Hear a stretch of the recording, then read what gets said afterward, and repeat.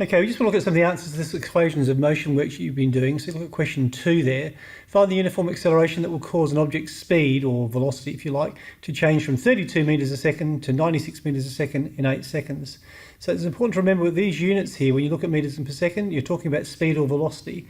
So when you're looking at the quantities present, we're trying to find out whether VO is present, V is present, which is the velocity at the end versus the start. Is time involved? Is there a displacement or a distance there, which is s, not speed, and also acceleration? So looking at these here, we're being asked to find the uniform acceleration there. So we're trying to find A. We've been told that the speed's changing from 32 to 96, so the time 0 there, the velocity or speed's 32, and it's ending up at 96, the final velocity there. All right, and it's doing it in a period of 8 seconds. So we're looking for an equation there which has those 4 quantities in there. So if you look it up on your sheet there, you find you've got V equals VO plus AT. Okay, so that's a plus. So looking at that there, we're trying to find A. So the V is 96. If you look at the numbers underneath, VO is 32. And you're trying to do A, and that's being times by a time of 8. So if you're trying to rearrange this here, we need to get rid of the plus 32 first. Okay, that was the last thing done to A really. I know it doesn't look like that in the order, but A has got to be times by 8 and then add 32 because you've got to do multiplications there first. So when you look at this here, we want to get rid of the add 32. We're going to do 96, take 32 on that side and leave the rest where it is. And this can be called 8A or 8 times by A. It doesn't really matter which way around that is. So 96 take 32 is 64 is equal to 8 times by A.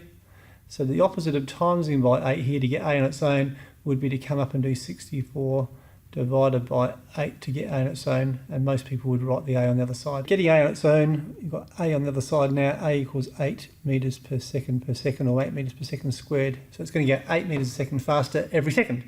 If you look at question 4 then, you've got a car travelling at a speed of 20 metres a second, so that's its starting speed then, and I'll start to write them on the other side there. Starting at 20 at time 0, it's accelerated uniformly, which means evenly or constantly at a rate of 1.6 metres per second every second. So that's its acceleration, and it's going to be for a time of 6.8 seconds. And we want to work out the final speed, V. So you're looking for a formula with that in there, and it's the same formula this time. V equals VO plus AT. And if you look at that, VO is 20 plus an acceleration of 1.6 times by 6.8. So if you're looking at that, that's 10.88. So you've got 20 plus 10.88, I reckon, and that's going to be 30.88 metres per second at the end there.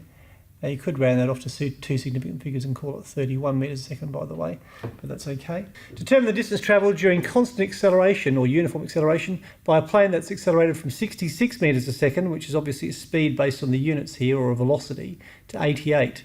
So we've got a starting velocity here of 66. We've got a final velocity of V equals 88. And we're doing that in 12 seconds. And don't be thrown if you see books calling that VT, velocity at time t, is 88. They've started to drop the t off now, but that's actually the final velocity there. And we want to find the distance travelled, which is the displacement s. The distance is displacement s, not speed. So you need to find a formula with that in there off your sheet there. So we need to find something there with that acceleration in there. So we need to look at the formula which doesn't have acceleration in it. And if you check your thing out on your formula sheet, you'll find it's s over t equals initial velocity plus the final velocity over 2. That equation actually came from average velocity, by the way. Average velocity is displacement over time, but it's also the 2 velocities added together and divided by 2, and you just put them together. Anyway, if you substitute that in there, you're going to get s over 12 is equal to 66 plus 88 over 2, and adding that together, you're going to get 154 over 2, which is 77. So you've got that. S divided by 12 equals 77. So to get s on its own, you're going to do s equals 77, move the 12 up here, divide by 12. No, you're not. Instead of dividing by 12, you're going to multiply by 12. So 77 times by 12, 924 metres. Question 8. How far does a plane fly while being decelerated uniformly or evenly from 140 to 70? So these are velocities again, they're metres per second. In 15s, which is a time, it's 15 seconds. So it is important you know your units there. So we want to go from a velocity of 140 down to a velocity of 70. It's slowing down here by the look of it. and it's taking a time of 15 seconds. And we want to find out how far it goes, which is the displacement again, the distance is s. So if you look up your formula sheet there, we've got one there with that acceleration. It's the same as above actually. So again, you're going to do s over 15 this time equals 140 plus 70 over 2. And if you're doing that, that's 210 divided by 2, 105. So we want to do s equals, now to get s on its own, we're going to move this divide by 15 and make it times by 15. So 105 times by 15 on the other side.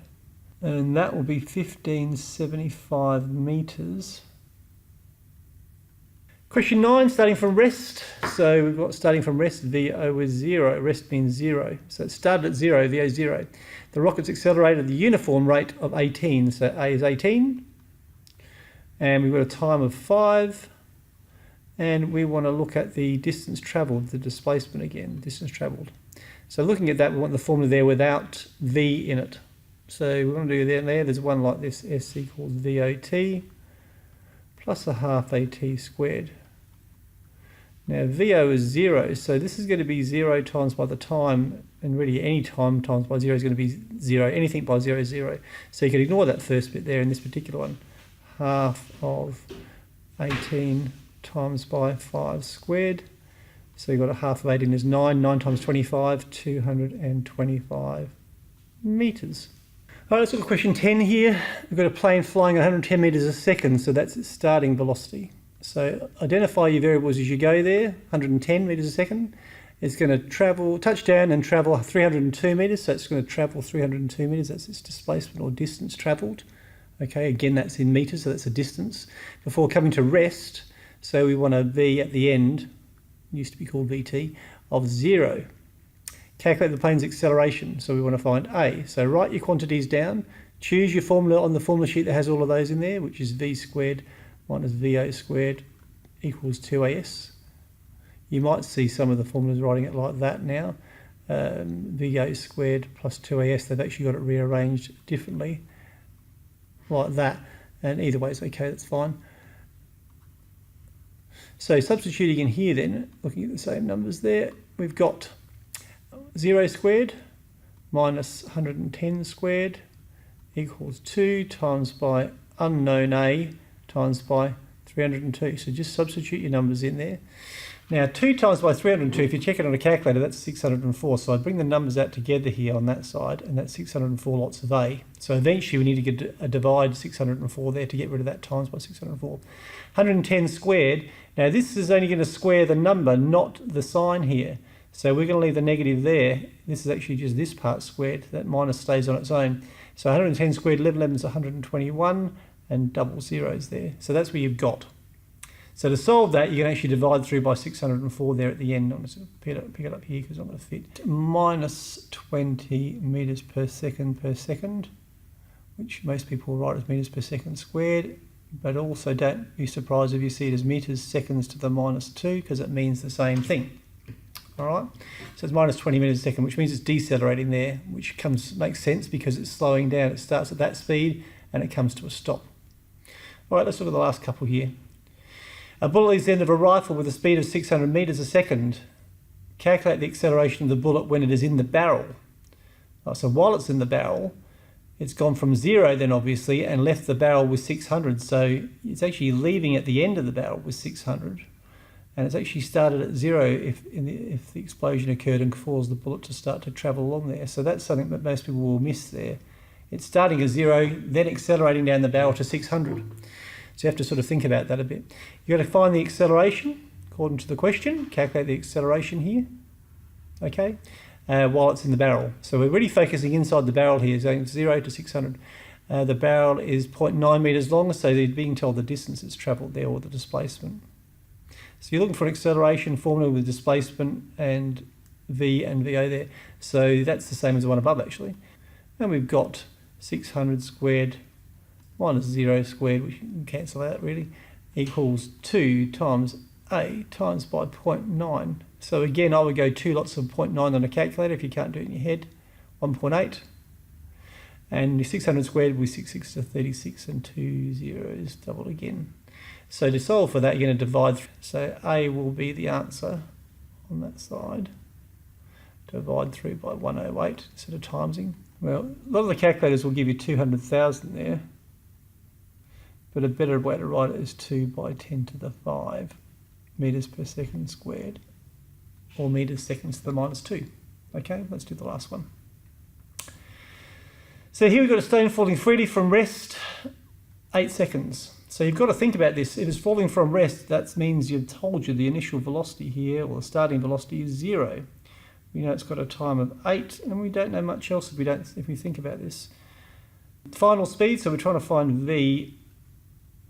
Now it's falling, so you need to read this question and go, what else is that telling you? Well, if it's falling in free fall, we're going to assume that it's going to be minus 9.8, because the acceleration due to gravity is down at 9.8. So that's a negative. So we're just trying to find v here, so we're looking at the formula with those in there, which is v equals vo plus at, which is going to be 0 plus minus 9.8 times by 8. And if you go and put that in there, we're going to get roughly, it's actually 10/8, so roughly 80. So we're going to be looking at something similar to that. Minus 78.4, I think, there, which means it's going down 78.4 metres a second downwards. So now the last question, we're trying to find the distance fallen here, which is a displacement s. And we've already got lots of other information there with us. VO, T, V, A. So you could choose virtually any equation. So I would choose one where the s is already on its own, so you don't have to rearrange it, unless you want to do that sort of stuff for fun. But I would pick one where the s is on its own. So pick the one there with the VO in it, because that's easy then. And in fact, it's very easy, because VO is 0, and anything times by 0 is 0. So 0 times anything there is nothing. You can actually do a shortcut already. And you've got a half of minus 9.8 times by, t was 8 squared, so that's 64. And some people will do 1 divided by 2 times by 9.8 times by 8 squared. Some people will do this as 0.5 times by 9.8 times by 8 squared, whichever way you'd like to do it. If you check that, you get roughly 314 metres. Okay, so they're the answers. It's worth having a bit of a check through. Thanks.